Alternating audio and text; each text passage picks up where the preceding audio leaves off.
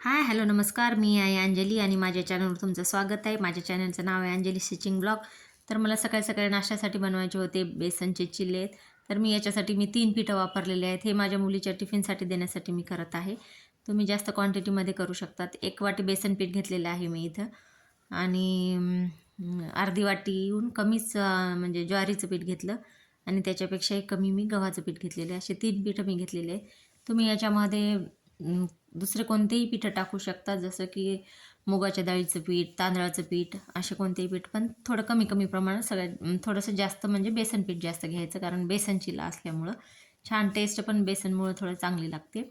आणि त्याच्यामध्ये मी हिरवी मिरची, कोथिंबीर आणि लसणाची पेस्ट म्हणजे थोडं भरड वाटून असं टाकलेलं आहे.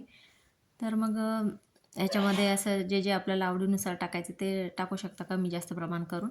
मीठ टाकायचं थोडं चवीनुसार आणि मग हळद आणि थोडंसं लाल तिखट. मी हिरवी मिरचीचं तिखट म्हणजे मिरची घेतल्यामुळं लाल तिखट जास्त नाही टाकत आहे. आपल्या आवडीनुसार टाकायचं थोडंसं, लेकरांच्या याच्यामुळं. मी माझ्या मुलीला टिफिन देत असेल त्याच्यामुळं थोडंफार कमी टाकत आहे सगळं प्रमाण.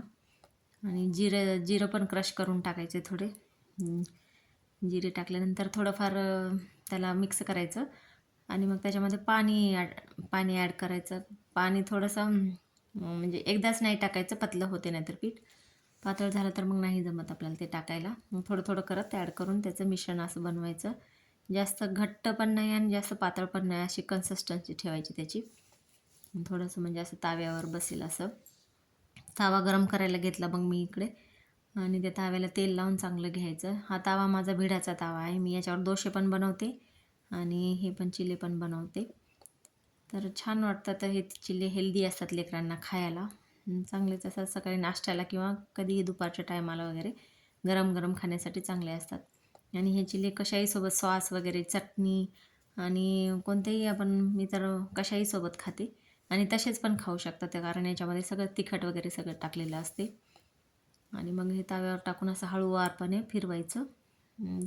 तवा चांगला गरम झाला तर चिटकत नाही, थोडंफार गरम होऊ द्यायचा तवा चांगला. आणि मग चांगलं याला पसरून घ्यायचं थोडंसं हळूवारपणे. जसं आपण डोसा तव्यावर टाकतो ना, त्याच पद्धतीने आहे हे पण. आणि मऊ होतात, चांगले होतात. तांदळाचं पीठ टाकलं तर कडक होतात. त्याच्यामुळं ज्यांना आवडते तर टाकायचं थोडंफार तांदळाचं पीठ, पण मी नाही टाकलं. म्हणजे जे आहे त्या गडबड होती सकाळी, त्याच्यामुळं मी म्हणजे 2-3च पिठं घेऊन, कधी कधी मी मुगाच्या डाळीचं पीठ घेते. मी असं मिश्र पीठ कधी कधी दळून पण आणते गिरणीवरून, कारण काय मुलांना ज्वारीचं पीठ वगैरे, भाकरी वगैरे खात नाहीत, तर याच्यामध्ये मिक्स करून टाकलं तर खूप चांगलं होते. म्हणजे थोडंसं मग 2-4 टिफिनला दिलं तर म्हणजे सकाळचा टिफिन होऊन जातो. तर असं उलटसुलट करून तेल लावून घ्यायचं. तेल पण जास्त नाही लावायचं, थोडंफारच लावायचं, कारण ते तेलकट वाटतात थोडंफार, म्हणजे जास्त जर तेल वापरलं आपण तर. मग असं क्रिस्पी असं भाजून घ्यायचं दोन्ही साईडनी आणि एक एक करून मग उलटसुलट करून भाजून घ्यायचं.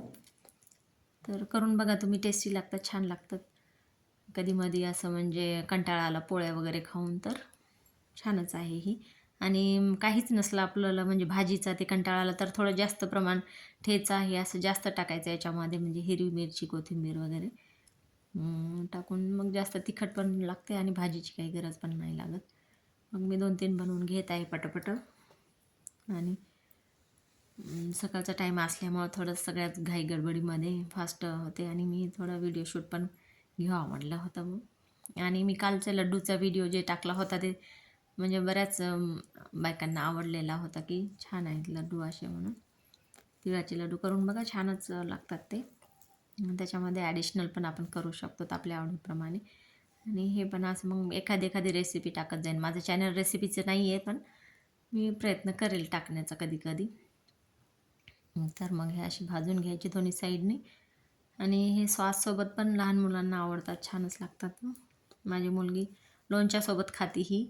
तिला लोणचं आंब्याचं खूप आवडते, मग हे लोणच्यासोबत खाती. त्याच्यामुळं मग मी दुसरं काही बनवलेलं नव्हतं.